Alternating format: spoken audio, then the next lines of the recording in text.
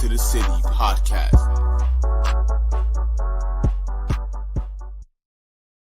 And ladies and gentlemen, we are back another edition of Keys to the City. I'm your host, Trevor Keys, alongside the big brother, Ted Keys. We will be joined with the host of Rich Sports Talk, Nolan Rich, in just a bit to talk. Those New York Giants and New York Jets are rolling right now. What could be in some trap games. We'll get into that in a little while. And then we'll give us our quick takes about the, once again, the same old New York Yankees. It's unbelievable. Unfreaking believable. Making excuses now left and right about the roof. I don't even want to hear it anymore. It's the same old Yanks right now. But we'll talk about that in a few. But we are Keys to the City. You can check us out Facebook, Instagram, Spotify, as well as YouTube, Twitch, and iTunes. If you want to listen, you can check out it on Spotify, iTunes, Twitch, and other social media platforms. But if you want to watch it live, like right now, you can check out it at Facebook and YouTube.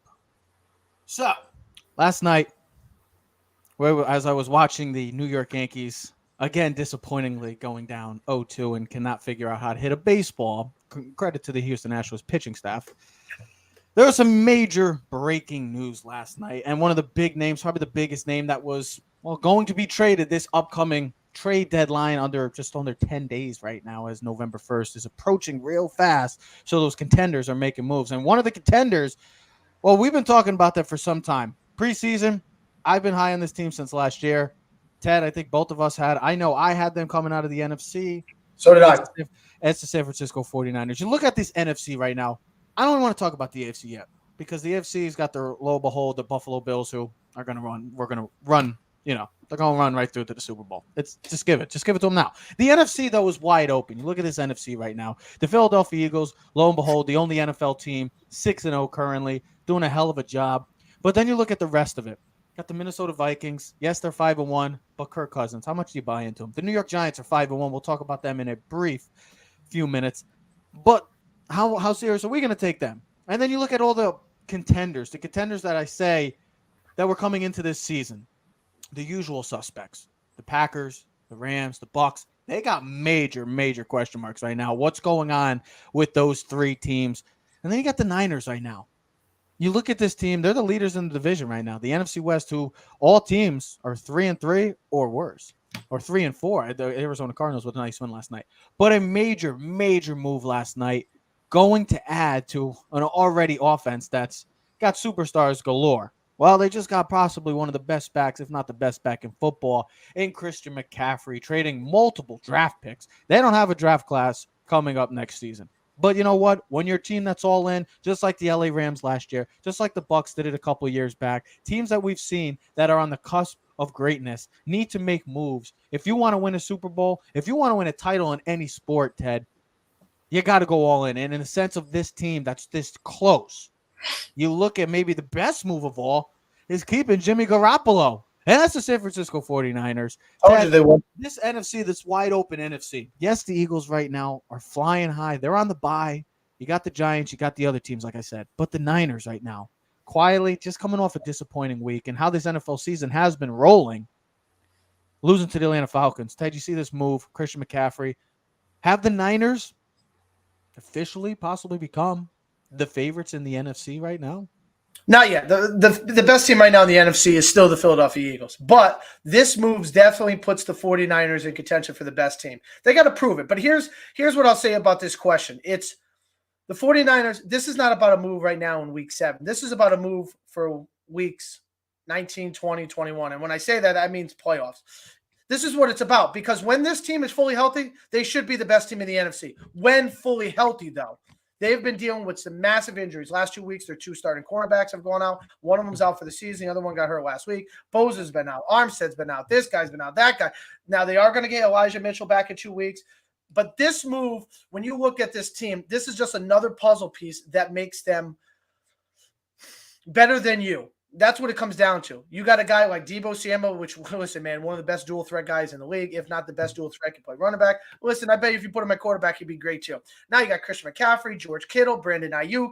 You have all these components and great pieces for them to be successful. And it's another great puzzle piece for Jimmy G, man. Like, this is what you do. Like, if you don't have the exceptional quarterback, like the 49ers don't, like he's not a Mahomes and Josh Allen, you get pieces around him. You put Christian McCaffrey with Kyle Shanahan, one of the best offensive coordinators in the game. Yeah. It makes perfect sense. You can do whatever you want with him. And here's the other thing. He's not going to have to play the full game like he was using Carolina. He's going to be more of a gadget guy. I see him 10 to 15. He's going to play a lot, but I see him touch the ball 10 to 15 times. Let's get him in screens. Let's put him in slot position. Let's use him in running back. They got Elijah Mitchell, Jeff Wilson. You can do so much in these packages. Imagine him and Debo in a Wildcat package in the backfield. But that's the thing, Ted. This is what it does. And here's the other thing I'll add to this point is your team that right now you're the 49ers, you're going for a championship, bro. Like, you're going for the Super Bowl. This is what it's all about. You think the Rams are disappointed last year for going and getting Von Miller and Odell Beckham? Now they're still looking at their goals. I think it worked out. You think the Bills are upset this year for getting Von Miller? You know, you think a couple years. This is why we get so frustrated with the Green Bay Packers, or why they won't go get pieces when you know Aaron Rodgers has 1 or 2 years left. Like, the guy might just quit after the season. What I'll add to this is Tampa Bay did this 2 years ago when Tom Brady came to town. They didn't worry about the future. They went to go get the pieces on the offense line. They got JPP. They got this guy, that guy. They want everyone. They got Gronk. They got everyone for Tom Brady. And at the end of the day, it was a success. They got a Super Bowl. We're not worrying about 3 to 5 years down the road. Who cares about Trey Lance? We don't even know if he's going to be good. But we know this team, Jimmy G, got us to an NFC championship game. And when this team is healthy, especially this year because the NFC is so down, I trust Jimmy G in the 49ers. And McCaffrey is just another great piece to add to this offense. And I think at the end of the day, would you rather trust Nick Sirianni and Jalen Hurts or Jimmy G and Kyle Shanahan, who have been there and done it before? Kyle Shanahan, the same guy that blew a 28-3 lead, or Jimmy G, the guy that missed a nice Emmanuel Sanders for a possible touchdown? I don't know. That's a toss-up question right now. We'll see about that. But that could be a possible preview of an NFC. Here's the thing about this whole trade, and I get it. I know Christian McCaffrey coming into the season missed 23 of the last 33 games, and between 20 and 2021. I get it. Only 26, 6 seasons.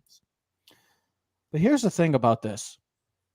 He doesn't have to get the ball 20 to 25 times now. I mean, when he was on Carolina, you expected that each and every week because the Carolina Panthers, with the exception of a few offensive talents, DJ Moore, Robbie Anderson, the focal point of the Carolina Panthers offense was 22. Now 22, I don't know if it's going to be his number, but now 22 in the San Francisco 49ers, you're not going to have to worry about him being the focal point. You got Deebo Samuel, Brandon Ayuk, who's emerging now, George Kittle, Elijah Mitchell is going to come back in a few weeks, Jeff Wilson. Too bad he couldn't go back to his college number 5. That'd be sick. And plus, with the way the NFL, I know. Well, he's out. Give him the jersey. How about number 2? Plus, they got Kyle Juszczyk, who's one of probably the best fullback. He is the best fullback. You don't even know another fullback in the league. Patrick Richard from Baltimore is really good. Yeah, too. but here's my thing. Hold on. Here's my thing is that they got a dominant offensive line. I know they've been dealing with injuries. They're going to get the Hall of Famer Trent Williams back. You have that defense we already know when healthy. Good luck, because it's either turnovers galore or you're just a quarterback that's sitting on your ass for 60 minutes because that's what they do for a full game. That's the thing. I know that McCaffrey, oh my God, why did they trade all this and this and that? He's going to be the focal point. No, you really don't have to worry about that. He's probably going to get maybe 10 to 12 touches, maybe 15 touches, because you have a plethora of talent on that offense. And maybe the best decision that the 49ers made is not going to get Christian McCaffrey. It's keeping Jimmy G, because yes, we did not know what was going to happen with Trey Lance, especially with the unfortunate injury. But the fact that he's there, the fact that you got that chemistry still there, the fact that the players rally behind Jimmy G, and then you just add a guy like this now, and Ted, you said it, comfortability. Now you have this blanket, one of the best blankets in all of the NFL, and Christian McCaffrey, and then you have him and Debo in the backfield. Oh my God. Like, if you're an offensive mind, plus with Kyle Shanahan's mind, that's incredible. If you're just thinking about that, that's like Madden. Like a Madden dream to have Christian McCaffrey and Deebo Samuel in the backfield in Kyle Shanahan's offense. Those schematics that he uses each and every, the motions, the sweeps, everything that gets their players into space and gets the ball into their talents. Well, and here's the other thing. When you read the reports, the Rams were going after him, so you keep him away. The Chiefs, the Bills. The Chiefs were going against him in the Bills. All contenders, but that's the thing. All contenders. And of course, and those two teams could be facing in the Super Bowl. So you'd rather have him on your team than theirs. Plus, if you go look at McCaffrey's deal, it's only $1.2 million this year base salary. There's a lot of dead cap. Non-guaranteed $12 million.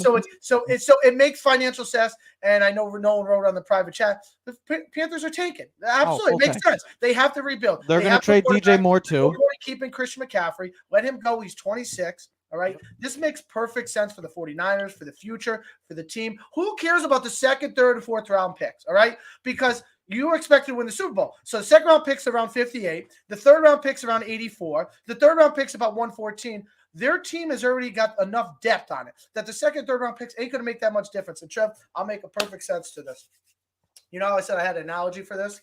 I hope you remembered it because I hope you remembered it. We'll talk fantasy football for a second. What do you always say, Ted, about trades and things? Oh, right? what do I always say? I was like, first thing I said, I was like, damn, doesn't that seem like a lot to give up 4 draft picks? See, Who cares, though? That's your processing.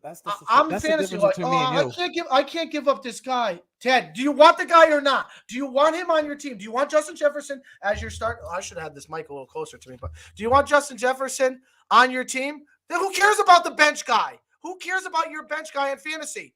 He's not going to make a difference in your fantasy football. Justin Jefferson's going to win you a fantasy league.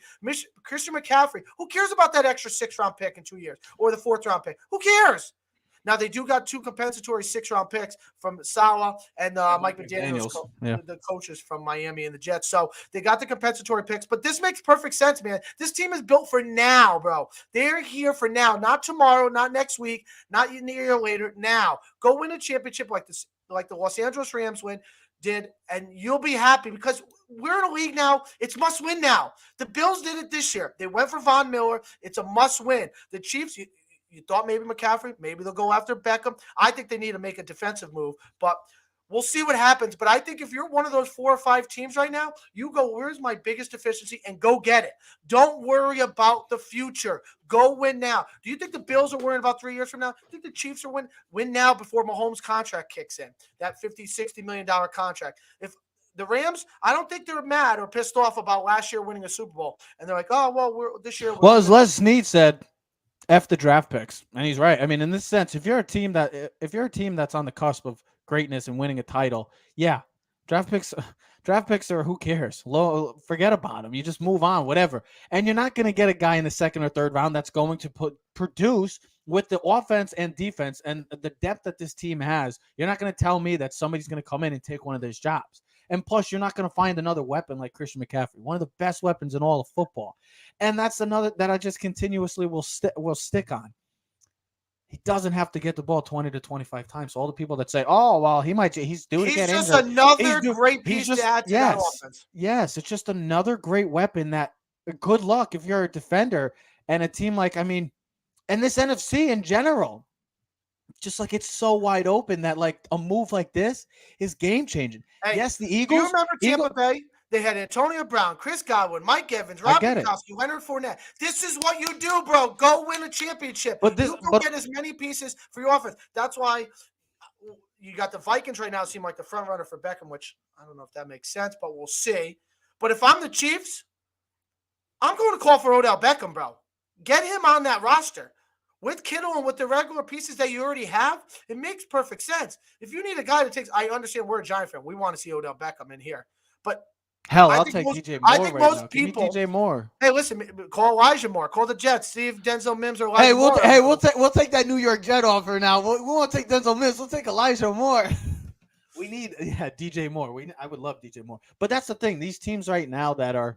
And this NFC is wide open. There's a handful of teams. Maybe the Dallas Cowboys, a lot of people now with Dak Prescott coming back. We'll see how that translates to this team because, well, with this team right now, I know they're 4-2 and coming off a loss against the Eagles. That's a team that's going to be there at the end. The Philadelphia Eagles, they're going to be this week. Who's playing this week at 4:00? It's the Kansas City Chiefs versus the San Francisco 49ers. And the Philadelphia Eagles, they're going to be there in the end. The Bucs, the Packers, the Rams.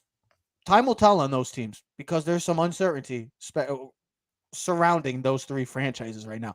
And then you got teams like the Giants and Vikings, got 5-1 records, but how much does the NFL world believe in them? Well, right now they don't believe in them. But guess what? If you're the 49ers, I don't care. They gave them a grade of a C-. That's what you got nerds doing because they don't know. Yeah, I know because it's Christian McCaffrey. Well, to me, this is a home run. because you're on the cusp. You're right there now. You just go get one of the best backs in football, one of the best weapons in the NFL to team up with Debo Samuel, Ayuk, Kittle, Juszczyk, and then Kyle Shanahan. Good luck to the team, the defenses in the NFL, in the NFC specifically, because right now that team is going some certain great places. Speaking of teams that are going great places, and we are joined by the great Nolan Rich of the host Rich Sports Talk, talking New York Jets. What's good? Talking New York Jets and New York Giants. Yes, I would take now the Elijah Moore trade. That is a game. That's a different animal compared to Denzel Mims. But you look at these two teams right now, guys, coming into the season. Record of 22-62. The worst records since 2017 in the NFL. Laughing stocks. We get the picture. We know it. You look at 7 weeks, they are combined 9-3 right now. Both teams are rolling, coming off some nice victories. The Giants beating the Packers and Baltimore. The Jets on a 3-game winning streak. So teams, but there are guys that are still, they still need to prove it to some of the naysayers. Understandably, because these two franchises have been bad for some time now. But you look at these two games, and I consider these two games, I don't know if they're trap games, because you look at, in the sense that specifically the Giants are coming off 2 huge victories, come from behind victories against 2 franchises that have been, let's be honest, in their respective conferences, have been taking over and have been at the top. But then you get a team like Jacksonville, who's been like the Giants, have been in the dumps. But yes, the record speaks 2-4. It hasn't looked good, but it's a trap game. Then the Jets. Going into Green Bay, going into Lambeau and dominating. Wasn't pretty offensively, but running the ball, they look good. Special teams, they look good. Defensively, they looked amazing. But then you go against the Denver Broncos, the most boring team in the NFL right now. And you're going into Mile High.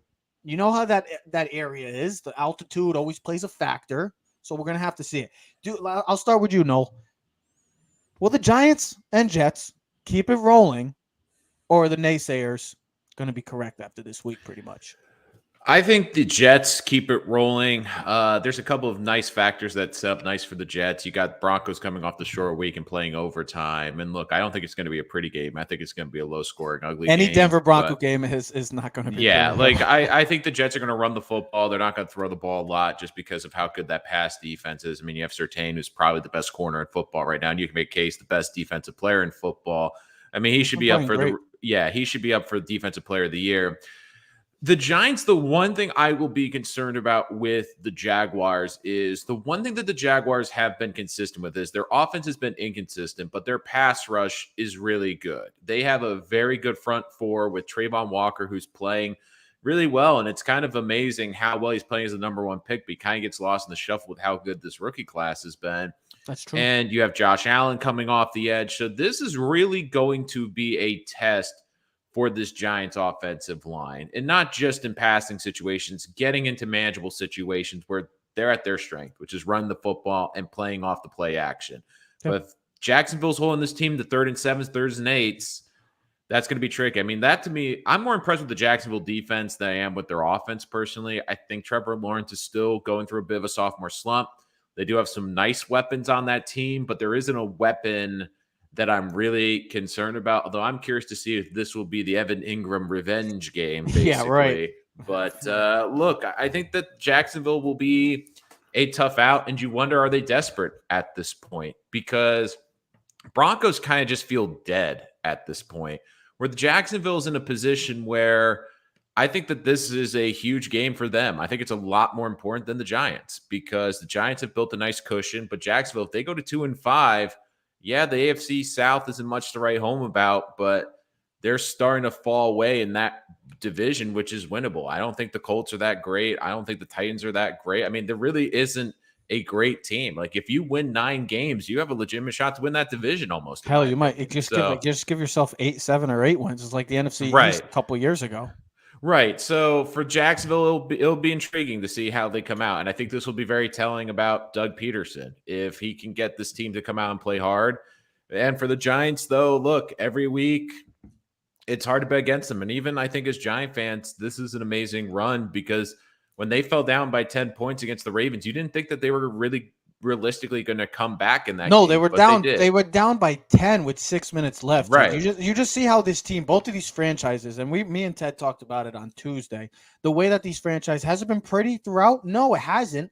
And we're not going to sit here and say, oh, these are two of the best teams in their conferences. Record-wise, yes, but overall, probably not. They're still maybe a year away. But these two teams, these franchises, Ted, they're going in the right direction. It's been so putrid for so long that if you're just a Jet and Giant fan, you're just sitting back and you're excited for Sundays now because at this time, usually we're talking about the future of the NFL draft, Ted. And do you see this happening trap games? No, I think both of them could be trap games because I think you got to look at the perspective as, okay, you're still going to Denver. Denver's defense is elite. Oh, yeah. Troy Aikman said it the other night. Their defense is giving up less than 20 points. No, they're an elite defense. The thing, though, that helps the Jets, though, is they're coming off that Monday night overtime game where they played like almost 80, 90 snaps. The only thing I think about is, okay, they're the same philosophy you think about Jacksonville, use it against Denver. Like, if they lose again, you could see this whole season being like just blown up. That's why I think it's such a must win because there's. But I'm seeing energy and fight from Jacksonville. Like the Broncos don't just look bad; they look lost. Like, well, exactly. I mean, Melvin Gordon on the sideline gets benched. He's had the issue with the coach. Right. You see the players. KJ Hamler the week before in the overtime, he smashed his helmet. Russ it ain't cooking. Russ is taking out the garbage, and he's taking himself out. I mean, thank God for this defense that they have 2 wins. This defense is legit. I was just looking at the thing. The Denver's defense, they're only allowing 2.7 yards against the rush. They're one of the third best in the NFL. They're elite on all levels of their defense. All right. So but is this the week that defense finally breaks though? Because this defense has held this team in every freaking game this year. They had a season low in the NFL last week, 278 yards, and Mr. Zach Wilson couldn't complete more than 8 passes. Hold on. Here's the thing. You asked me a question. Yeah, I'm going to tell you to hold on. My thing is this. First one to 10 wins. I look at this like in a pitching matchup. First one to get to 10 because both of these defense can keep both offenses contained. Now, the one thing I would say that the Jets have going for them is they can run the football. And they've run the ball really well out of 12 personnel this year. Last week, they ran for like 178, 179 yards. So they can run the football. But Denver's defense is much tougher against the run than Green Bay's is. But I look at it as like, are the Jets – because, we joke with Nolan a bunch of the other things, but I think what's disappointing is you got a guy like Elijah Moore, who we thought was one of their key pieces. I thought he was going to be, yeah. And you're right. And last year he thought a stud, and I'm like, now you're dealing with this turmoil, and that's another offensive piece that should be a star for them that Zach Wilson's going to lose this week. How does that affect the offense? Because I think a guy who is as talented as he is that going to play a role in the Jets offense coming? It's not that they've been prolific.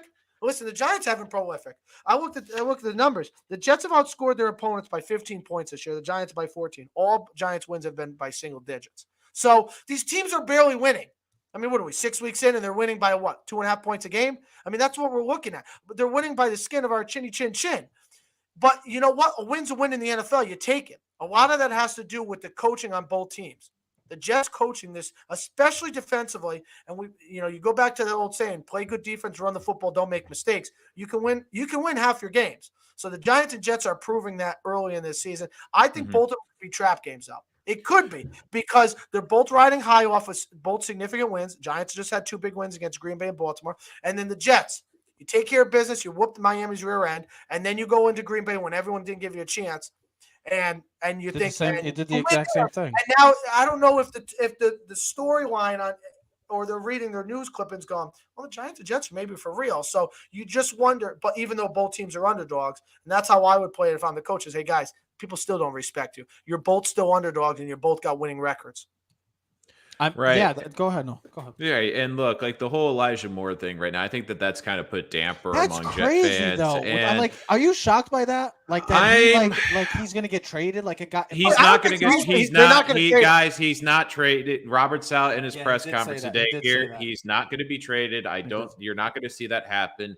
He's not going to be active, but Denzel Mims will be activated this week. So this is where the stock goes up, bro. He doesn't Mims revenge game. But Tank for Mims. Look, the whole thing with Elijah Moore, and it's interesting because I actually just got a text from Lejay Douzable. I asked him what his thoughts on that were, and he said, look, it's ridiculous and absurd, especially with only being week 6. Zach coming back from a knee injury. This is like Zach's preseason. He's got to build up that chemistry. And with the way the Jets are running the ball, it's just absurd. And look, I get Elijah Moore's frustration. I get it, but the Jets are winning football games, and I feel bad in a sense for Elijah a little bit because I did a live stream last night. You can check it out on Rich Sports Talk where I went deep into this issue. But look, I put a lot of this blame on Elijah, but I also think Elijah has to look at the circle around him because his agent's the one that requested the trade to the Jets.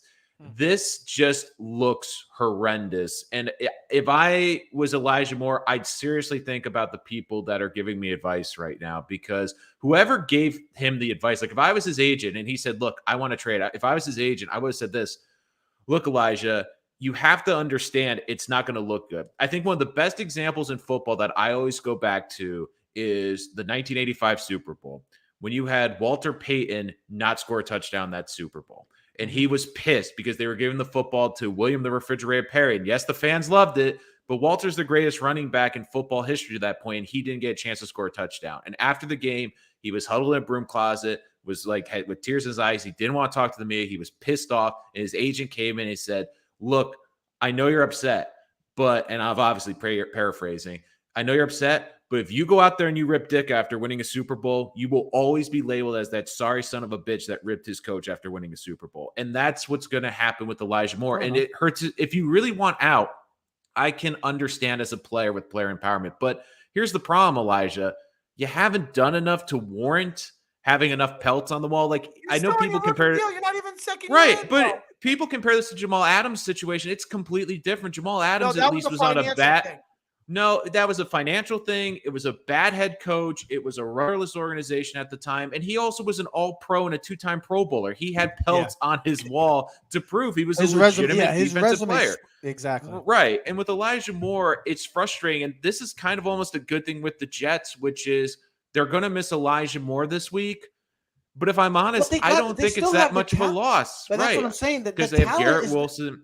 Exactly. Garrett Wilson. They got Braxton Berrios. They got oh my God! They got Corey Davis. They got Breece Hall. They have CJ Uzomah, Tyler Conklin, Michael Carter. Look, they got more weapons than the Giants do. The Jets culture the Jets culture's drastically changed too, because think about it. Dwayne Brown could have had season-ending surgery. He's 37 years old. He has enough money in his career. He could probably even retire if he wanted to. He's fought back to come back and play. This defensive line's in a heavy rotation where guys are playing maybe 60% of the snaps a game. That could hurt their numbers, but they're all buying in. You have guys like DJ Reed, the first game of the season, his father passed away, goes out there and has the best game of his career, doesn't say a word. You have guys like even Denzel Mims, for example, requests a trade in the preseason, has been inactive for every single game this year as a second-round pick. You've heard absolutely nothing from Denzel Mims, and even when he's been asked about this week, he says, look, I'm just excited for this opportunity. I've been working for this opportunity. I'm looking forward to show what I can do. And that's the kind of people that you want in this culture. And it's not a good look for Elijah, because if you remember in that draft, the biggest knock against... He probably should have been a first-round pick. He should have, but why wasn't he? It was the dog peeing incident in the end zone where his teammate DK Metcalf did it the year before. And look, I understand that, and it was funny because AJ Brown was like tweeting yesterday, free Elijah, which I thought was ridiculous. I'm like, AJ, you did the same exact thing, but AJ's also been a Pro Bowl. Like you said, Nolan was an all-pro, dominant player, one of the best receivers. He hasn't proven anything yet. And for you to come out after your team just won a game. They're on a 3-game winning streak. They're on a hot streak right now. And here's the thing. Do you think the Jets are really going to trade you, bro? They have all control on you. So they can play that game. And I think the Giants are doing a little bit with Kadarius Toney. Like, you know what? We don't need you. But Joe Douglas has also been as a GM. He's never gotten shortchanged on any trade he's made. You always feel like he gets fair or most of the time great value. Denzel Mims requested a trade in training camp. Jets didn't give it to him. Jamal Adams requested a trade. The Jets were trying to make it work, but until they got that Godfather offer from the Seahawks, which if they didn't take, people would say you're absolutely insane for not taking that offer. Look where he got that. So exactly. So I think that the Jets are looking at, and the good news is Elijah's back at the facility today. He's not going with the team. this is the way I read it yesterday, which is I believe the coaches talked to him yesterday and said, look, you're probably not going to be a big part of the game plan because this is a great passing defense and the number one pass defense in the NFL, and we're going to try to run the football. And I think that frustrated him at what led to the blow up yesterday. I think that has to play a part in it. I mean, that's crazy. And for Elijah Moore, yeah, but I also think for Moore, this is a bad look for him in this fan base's eye because you basically have not only crapped on what's been a great week for the Jets and an exciting week for the Jets, but now all of a sudden Elijah Moore goes from being probably one of the top 6 most popular guys on this entire team within this fan base to now probably being one of the most despised. I saw a lot of chats about trading him. They don't want him in the locker room. And look, if Elijah Moore goes out there now and doesn't produce, whether it's Zach's fault, whether it's the offensive line's fault, but if he doesn't go out there and produce, it's going to be a question every week. It's putting a big target on your back because this fan base, if he drops a big third down conversion, they're going to boo him. If they're not going to give him the benefit of the doubt anymore because of this situation. And it's unfortunate because he was really loved within this fan base, and this fan base will look at it. Yeah, and that's the thing. That's the thing that you don't want. You don't want to have your fan bases turn around. You're 4-2 right now. You're winning football games where you're a franchise, just like and I'm glad the Giants are doing the same thing with Kadarius Toney, Ted, like you said. Well, that and Galladay. And listen, you know what? That's fine. You don't want to be a part of this. You don't want to buy in. New York fans will run you out. And listen, you don't want to be here. Listen, we get it. You're a great talent. Get sick of your, crap real quick. And the Beckham thing kind of got, as much as we all love Beckham, when it was at the end of his, tenure, New York fans were kind of getting sick of his BS, bro. Like it's right. Because when you get like day, we as fans just want guys that want to be there, that want to play, and we're happy with if it's Mr. James or Mr. Sills or Mr. St. Mary in the Blind or whoever it is, as long as we're winning football games because we're fans of the team and not at least me and Trevor are. I'm a fan of the team. I'm not like basketball where people are like, oh. But here's the other thing, guys, too, which I don't think gets talked enough about, which everyone overlooks, and I always say this with the NFL. You are always on a stage. It's not necessarily for your organization. You're on a platform. It's for the 31 other organizations. So now let's say you were a team potentially interested in Elijah Moore. Let's say you're a team like maybe Kansas City or a great football team. So Elijah Moore's coming off a 3-game win streak and is upset. So what's going to happen if a season goes sideways with this guy? Will there be those questions now? And the other thing too is the Jets are won 3 games in a row and have a good shot to win 4 in a row. I mean, they right now are tied for the 3rd best record in the entire AFC, as crazy as that sounds. I mean, unless you're on Kansas City or Buffalo, it's really not much better in the AFC. Right. It's like the Giants. The Giants got the 2nd best record from a standpoint other than the Eagles. And you say on Twitter after the game, like, you are all about winning. Well, your actions speak a lot louder than words because the way this fan base has interpreted, the way the media has interpreted is, look, you just want the ball. And I get it. These receivers have to have an ego to go out there and dominate. And having an ego can be a good thing. But as a receiver, we've also seen as well, there's a lot of talented receivers. It's hard to find a great number 1 receiver. But if you're not a true number 1 receiver, I would say receiver is probably the most replaceable positions in the NFL with how many great receivers are coming into this league every year. Like, you look at the Jets roster itself. Denzel Mims is a 2nd-round pick. Denzel Mims would probably be in a team's top 5 rotation on about half the teams in the league.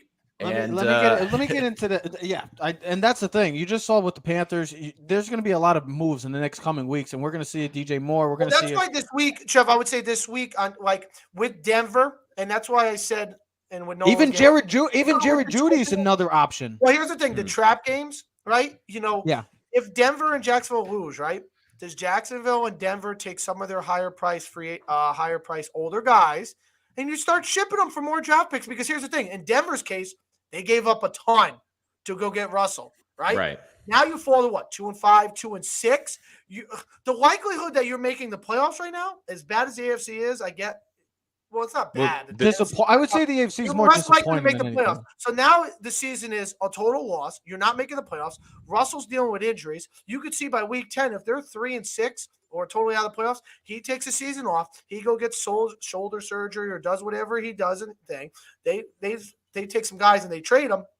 So that's why, it's a big – you don't know who's going to get traded because this weekend is a huge week for a lot of teams because it could be the difference between 4-3 or 2-5, or depending Well, on I think when this you're is buying. another. I think this is another huge week for both of these teams and most teams. Especially, I'll specifically stick to these two teams because you got to think who's on bye too. Bills, Eagles, Rams, just some of the biggest brand names out there that are on bye. The Vikings, another team that's on bye. Yeah, that's All the these four best teams- teams right now. I mean, right now, with the exception of the Rams, those are some of the biggest names in the NFL right now, and with the best records. These are two teams right now. Both have winning records. Both going on the road. Both can be trap games going against feisty team. I'll go get the Giants going against a feisty Jacksonville team. The Jets got to go to Mile High. The stage, you just said it. The stage. People are going to be watching you. People are going to be watching the New York Giants. People want to know about the New York Jets now. It's not like, hey, well, they're the Jets and Giants, forget about them. It's a gimme. No, people are going to be watching you two. And now this is a game both on the road. Can the Jets continue this win streak right now? They're on a 3-game win streak. They played on the road last week against Green Bay. They took care of business. Can they go into Mile High and do it? And the Giants had two impressive victories against two top-tier teams in the past that are struggling right now with the Ravens and Packers. You go against a feisty Jacksonville team. Can these two teams just continue to play their game? Can the Jets continue to run the football with Breece Hall, Michael Carter, and get their weapons? Zach Wilson, I don't expect him to throw for 300 yards, 400 yards. He's not going to do that against this defense. And the Giants are the same way. Continue to run football with Saquon, continue to control the clock, and get Daniel Jones, as he's been, going for his third straight game, looking to go 70% completion over. I mean, that's something that doesn't happen with a lot. He leads the NFL right now in 4 game-winning drives. Previous, he's only had 3 coming to this season. I mean, you just look at this Giant team, guys. That's not a great stat to have because that means I know, but guess what? Right now, he leads the NFL in game-winning drives. Just thinking about what this Giant team has done, too, quickly. They're 3-0 when trailing after 3 quarters. They're 3-0 after trailing after 3 quarters. Doesn't even make sense. 2-48 in the previous 5 seasons, by the way. Well, here's the other thing. And then they're 4-1, even when they're trailing. They're 4-1 when their opponent scores first. Well, I want to ask you. We talked about the Jets personnel, and I could talk about Elijah Moore for an hour because I have a bunch of opinions. But are we getting to the point now with Daniel Jones where, as you're both diehard Giant fans, do you want them to lock him up long term, and do they need to be looking at that long term? Not long term, but at least he gives us like a franchise tag, something like that. He gives us the best. He gives us the best franchise tag. He gives. Well, us what are they going to do at quarterback? Right yeah, what is your option? But you give him. You have control. 2-year deal, and with an opt out after one. Friendly deal. 2 years, $40 million. Something where he gets like 15, 20 guaranteed. No, it's a salary cap thing where you keep it for your sake, because the Giants are still in salary cap situations where I was reading a thing today, like Sport Track today. They said what's optimal deal for Saquon. It was like 4 years, $30 million. It was like 18 to 20 guaranteed or something like that. So it still keeps the Giants, and with an opt out after year 2. So he'd be 27 years old. The Giants could either trade him at that time or figure out where because that's where running backs kind of die off, 27 to 30, unless you're just one of those freak guys where you're just able to maintain success and you don't have to deal with multiple injuries. But I think you bring back Daniel Jones next season, right? And listen, and there's still a lot of season left, but let's see what happens. Let's see how he plays. He's earned a right, and I think the way he's playing, he's earned a right to at least fight for a position next year, right? You bring him back. I would still draft a quarterback if you can do so. I think now you start looking at the college game. We're not talking draft right now, but there's a lot of guys you didn't think about. Now you got to add the kid Hooker from Tennessee in that first round, maybe as a possible. I mean, it was just Bryce Young, CJ Stroud, Will Levis, but now you're getting guys. Yeah, I mean, there's a bunch of guys now. You start looking around, you're like, oh, that guy's pretty good. That guy's pretty good. You're like, oh, all right, you got some pieces there. So we'll see what happens. Knowing guys that you're not expecting now end up jumping in the draft, or some guys drop. There's things that happen. And I think that's the most important thing about these two franchises, and to finish up with this, is the fact that you look at the draft picks right now for both franchises. The Jets, obviously, you look at their first 4 picks. I mean, they've been huge contributors to that team. Jermaine Johnson dealing with injury, but he was playing well previous of even injury. Their whole draft. Max Mitchell was playing well at right tackle. And that's the thing, even with the Giants. Last week. Yeah, and that's the thing with the Giants. They have contributors impacting games. Kayvon has been excellent so far. He's been out for the first couple weeks, but he's delivered. He's had the most pressure since returning from injury out of all the rookies right now, in a great rookie class, edge rusher class. Like, it was going to be. It's literally going the way it's going. So And then with you- the and then Giants you- with the Giants at the trade deadline, do you think that they're going to, can they even make a move with their salary cap, or do they And have that's the toughest part, Nolan, is that the Giants, yes, I would love for the Giants to go get DJ Moore. I would love for the Giants to try to bring back Beckham and guys like, hell, if the Jets even really serious about going after Elijah Moore, they're it's not? just, I don't see. Sal, I don't. That's not going to. I just don't see it happening because Yeah, of the they're not gonna salary give up cap. on a guy that let they're me gonna let me flip put it flop. this way: if you're the Giants, like, you know what the Jets will do? They'll say, "Give us your first round pick and like a day 3 pick." Are you doing that for Elijah Moore? Not at all. And he's Exactly. not worth the first round pick. But that's Right, what I'm I- trying to say is that their contract, their salary cap situation, Is still kind of screwed. And here's the Yeah. other thing, and that's like when you go back, like what do you it's do with Daniel Jones? unfortunate. I think you bring back both Daniel Jones and Saquon next year, but you give him on team-friendly deals. You offer the deals and see if they accept. I think Daniel Jones will accept the team-friendly deal because where else is he going to go? Right? Where else is he going to go? He's not going to be a starting quarterback with anyone else. Stick with the coach that got you early Well, if success. he plays well enough, I mean, let's not knock and him we'll like see he's what Sam happens. Darnold right now. I could see a 2-year deal, 2 or 3 years. It's one of those things where it's a team-friendly deal. You know what I mean? 2 or 3 years where upfront money. It's a salary cap deal for the Giants, a team-friendly deal. Daniel Jones accept it. If he plays poorly next year, you can move away from him after the next season and let a rookie start, and you don't get hurt with dead cap. And I think the same time with Saquon. I think the Giants are going to sign Saquon. I think it's going to be a team-friendly deal. It'll be up to him if he accepts, though. That'll be the biggest thing. Will he accept a cheap deal, 4 years? I think you got to look at something where what Nick Chubb got from the Browns. That's probably a more realistic contract deal that he would get. He's not going to get a Zeke deal. He's not going to get the McCaffrey deal. I think Ted, it's something around the Nick Chubb. I think Nick Chubb got 4 years, $36 million. Somewhere I think it was like 22. Ted, 20. let me close out with this with you. Well, let's see what the Giants and Jets do this week. Big games for them in the standpoint of, well, the nation's going to be watching you. How legit are you? How can you continue? Can you roll the way you've been playing the few couple weeks after huge wins? No one still gives you respect because you're still the underdog. Yeah, that's fine. There's no respect, but guess what? You got to go out there and prove them wrong. There's nothing wrong with that. Ted, let me get your quick take on this, and then we'll get out of here. The New York Yankees are down 2-0. Going to game 3 tomorrow. Garrett Cole has literally got to carry the New York Yankees again. It seems like it's do or die it feels like a do or die game because if the Yankees lose tomorrow, it's pretty much. Yeah, I shouldn't even said it feels like it. No, this is a do or die game. The New York Yankees lose this game. They're down 3-0. The series is over. Season's over. Once again, they can't get over the Astros. Ted, you're giving me just a quick take on the Yankees down 2-0 right now. Got to hit the ball, bro. I mean, we scored 2 runs in the last 2 games. I mean, the pitching hasn't been bad. I told you before the show, Severino. I was working last night. I'm listening on the radio. He's got an 0-2 count against Maldonado. He hits him in the elbow. Like, son of a, And then I'm thinking, you got him 0-2, and he's been dealing. Another guy gets on. I forget how the second guy, and then Bregman hits. He leaves his slider up, and Bregman hits the home run because that's what the clutch players do in Houston. If it's not Bregman, it's Gurriel. If it's not one of them, it's Alvarez. If it's not them, it's Altuve. It's just one of those guys always seems to get you. That's why they've been in the I was gonna say the conference championship game, but they've been in the championship game, the series, 6 years in a row since 2017. Yeah. I believe they've been in every single year. They don't make the mistakes. Their pitching has been really good, but the Yankees pitching has been good. You gave up 3 runs and 4 runs on a couple home runs, a couple mistakes. You got to score more than 2 runs. You can't strike out. And the Yankees' biggest problem, though. 17 was game 1 last night. I think it was like 10 or 12.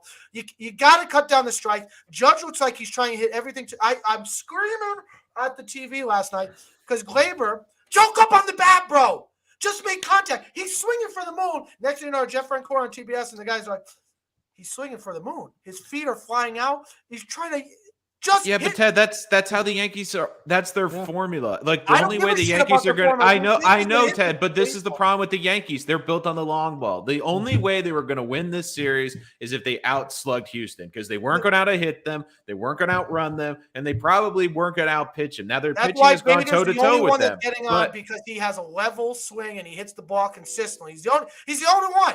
Rizzo chokes up, he makes contact. Not bad. Stanton's hit the ball hard. I mean, last night I thought Judge hit the home run opposite field. He missed it. Just missed. I don't know what to say other than you got to score more than 2 runs. got to be clutch when you can. Man on second with 2 outs. Get those 2-out runs in. And that's But Ted and Trevor, it sounds like a broken record every year with the Yankees. No, it is. Year It is.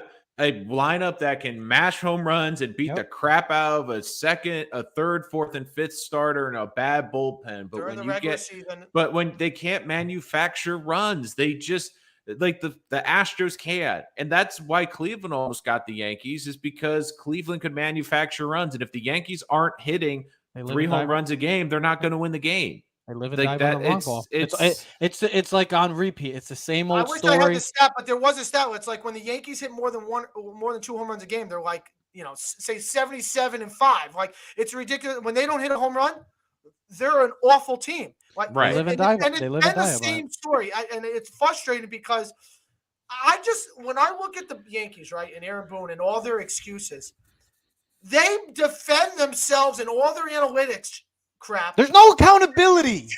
To the day they die, they defend it to the end, and it's unbelievable when it's like, okay, I get it. I'm not in the organization. I'm not a computer whiz. I'm not looking at computers and analytics. I'm just a guy watching the game who's played the game, and I know as much as I know. But baseball's a very simple game. Hit the ball, field the ball, throw the ball, discipline, right? Move the guys over. We don't bunt. We don't hit base hits. All we do is swing for the fence. We strike out 5,000 million times. We have hard-throwing pitchers who can strike guys out, but sometimes haven't been in the moment. But the pitching has not been bad. But is the lineup that good, Ted? Is the lineup really that good? Because, look, you had arguably the greatest offensive season from any player in the history of freaking baseball from Aaron Judge this year. And I do think that's part of the reason he's struggling in the postseason is I think he's just been so worn out from carrying this team an entire season. And I think he feels the pressure. Like, if he doesn't get it done, they're not going to get it done in the postseason. So yeah, but I look at this. I mean, come on, bro. He's not a scrub. He's a former MVP. The guy's been in the playoffs before. Like Giancarlo Stanton, you played in the playoffs a couple years. Like Glaber, you've been in the playoffs, 3-4 years with the Yankees. Like, everyone on this team has been in the playoffs, I believe, except for the 2 rookies that started last night. Right. Everyone has been in the playoffs. They've been here before. They're literally watching the same story every single year. The problem is, when you made the argument, are you sick of the same story, the same rhetoric? Yes, I am. Because 100%. The Astros players, their big guns, come through in their most important moments, and the Yankees fall short every single time. Our big guys do not come through in the clutch. And I was thinking about last night, they had Aaron on Michael K yesterday. And you think about when those Yankee teams were great in the 90s, and I don't want to relive the 90s like it was yesterday. But their best home run hitter was like a guy who had 36 home runs. Everyone else hit 15 to 20 home runs, but they hit the baseball. And like you said, Nolan, that's why Cleveland almost won. Bloop, blast, slap, sling here, plate, bunt the ball, steal bases. There's none of that. I just want to finish up. It's like softball. Wait for the big power guy up at 3rd and 4 to hit a big home run. I just want to finish up with this. My quick thing is Padres might win it all. James, you got to like the bullpen, and you got to like their starting rotation with Musgrove, Blake Snell. James, you might be onto something with that Padres. That Philly series is looking great. I can't wait to see how Game 3 plays out. But Aaron Boone is just a buffoon. I'm just so done. I'm so over him. I don't even care if they win the World Series. Just fire him, please. I just don't blame him. Is it his fault? Here's my thing. I'm finishing this. This is it. This is how I'm finishing it. You guys get your final takes. This is it. All right. My thing is, there's no accountability. When Michael K challenged him yesterday, he literally said, Ted, and you told me, you're unbelievable. Are you clearing with Cashman too? Yes, Cashman's got. Yes, Cashman. Okay, yes, that was my only question. Yes, for you. 100%. No, 100%. I don't think you can get rid of one or the other. You got to get rid of both. My problem is the computer guys, and like you said, no accountability. The computer guys that are telling Boone to make the decision when they have the conference and they figure out what they want to do. Aaron Boone has to fall on the stake. Yeah, they might. The knife, whatever the word is, okay? He falls on the knife. There's no bring up the guy that told you to bring that guy in. Or why is Bader not I'm just still over batting it. 5th? Or why is this it. guy? Oh, we love hits. Or IKF's a good shortstop. That's what Boone's been telling Michael K. And then now he's sitting on the bench because he almost blew the series for us.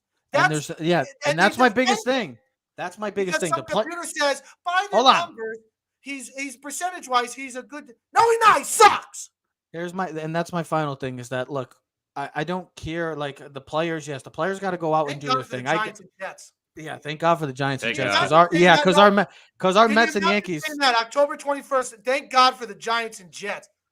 But that's what I was going to say. I'm finishing up. there's just no, like, that's my thing, is just there's just no absolute accountability for all the mistakes and faults. The hitters, they got to go hit the ball.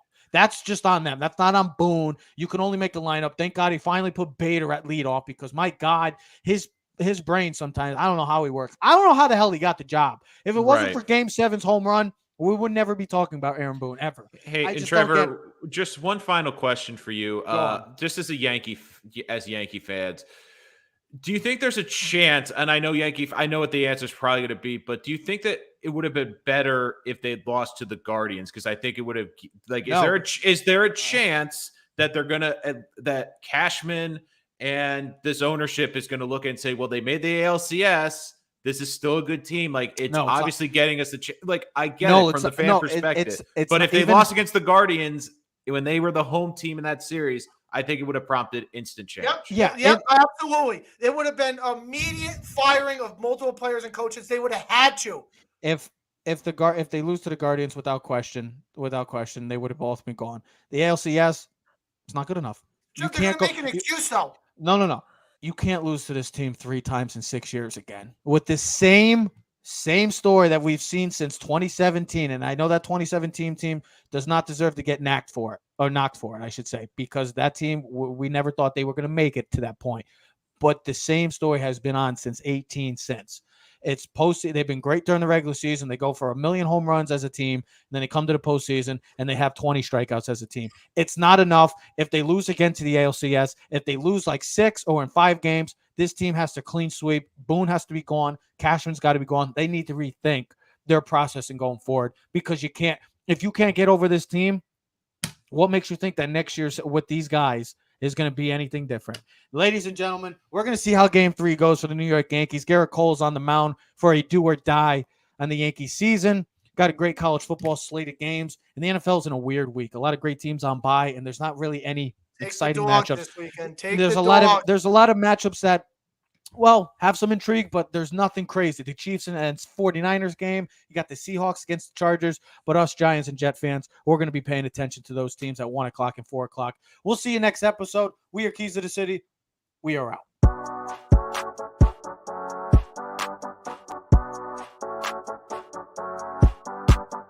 You are now in tune to the Keys to the City podcast.